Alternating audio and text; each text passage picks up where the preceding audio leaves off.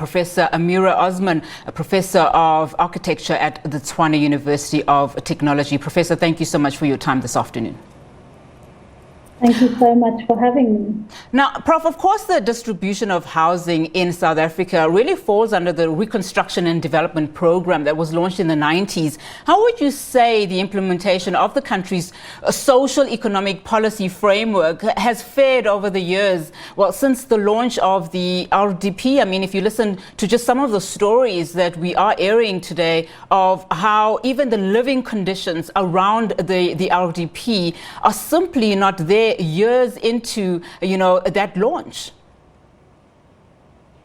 I would have to say that we have fared very poorly. There's no other way to describe it.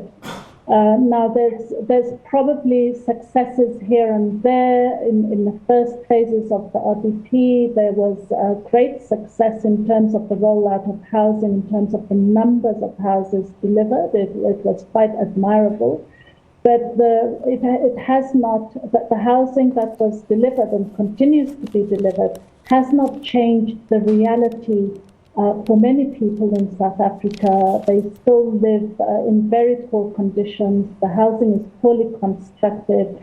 I mean, looking at the segment that you just had, where the toilets are not functioning properly, it just makes one feel that the housing problem, we keep repeating the same mistakes over and over again.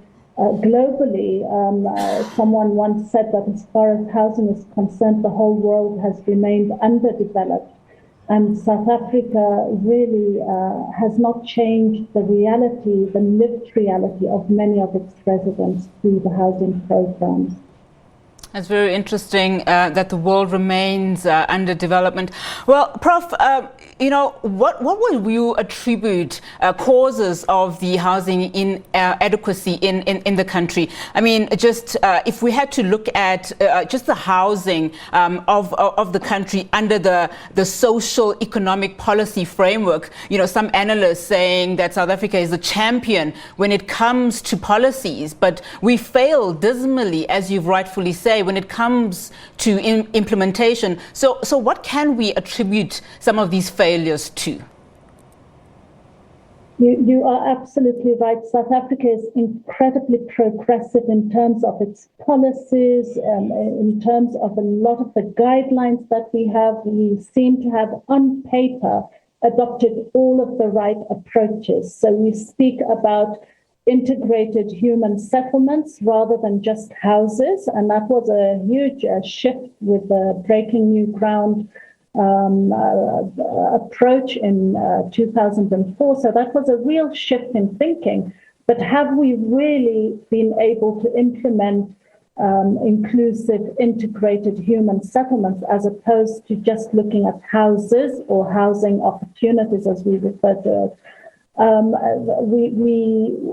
There is a lack of political will, definitely, in terms of implementation, and there is a lack of innovation in terms of implementation. So the policies are there, and they're very progressive. So we now believe in more integrated, multifunctional. We are trying to avoid monofunctional residential developments, and in principle, that's theoretically, that's what we're aiming for, but we are still producing and subsidizing monofunctional residential developments without taking into consideration health facilities, educational facilities, other social amenities. We're still looking, and it's still very low density. So all of the intentions, the policy intentions, we have not been able to translate that into practice. And a lot of it is because of a lack of innovation and a lack of political will. Very, very, very interesting. Thanks, Prof, for that. And I remember, in fact, I think it was former Minister Tokyo Sexwale who actually mentioned that government was moving away from just RDP houses and moving into what he termed then human settlement. And I mean, you've mentioned a number of approaches to the what human settlement developments would look like. But how would an integrated development look like? I know that you've mentioned clinics and so forth. What would that look like, particularly focusing on what you say is we still focused on these low density kind of approaches when we're building in certain areas? Yeah, we are still focused on low density peripheral developments and they're monofunctional. They are only residential without all of the other services and amenities that go to support the environment.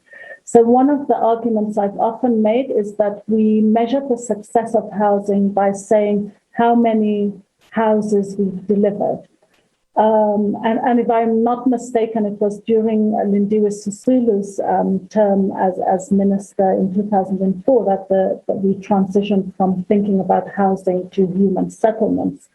But what I argue is that instead of measuring the success in terms of numbers of houses delivered or number of housing opportunities delivered, we need to say, are people, is their education being improved? The ease of access to education?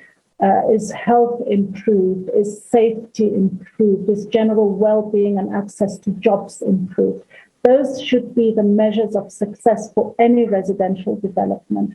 The low-density peripheral residential developments are highly problematic because they keep on reinforcing the disadvantage that the majority of South Africans face because of apartheid planning. So the more we invest in those low-density peripheral monofunctional developments, the more we reinforce apartheid planning. And that's why so far into the democratic era, we have still not moved away from apartheid planning. The structure of our cities remains the same.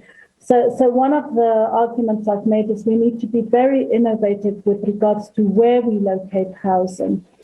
And in a recent Mail and Guardian article that I wrote after the riots, I argue that affordable housing needs to be a part of every office park development, a part of every major shopping center, very close to work opportunities. We need, and it is possible to provide higher density residential developments in those areas if we are just innovative enough, if we fund innovation, and if we have the political will to do so. So what I've argued is we support and offer incentives for developers to do that kind of housing in those kind of locations and offer the leniency of the systems and legislation on to allow for that. And that will hopefully help us achieve much more better located housing, which is close to job opportunities and close to amenities. I mean, Prof, we know that we're a few weeks, to the elections. Listening to what you're saying, I'm wondering if we actually have the right people on the ground to make this reality happen. But just on the back of what you've just said, if social housing in an integrated fashion is meant to help South Africans overcome its legacy of apartheid, and we have identified the inadequacies in implementation, can we realistically expect to see this policy framework, come into fruition in our lifetime, particularly what you've just said about political will? It has to. So I made an argument, as I said after the riots, that yes, there's a lot of reasons for why those riots happened, very complex reasons.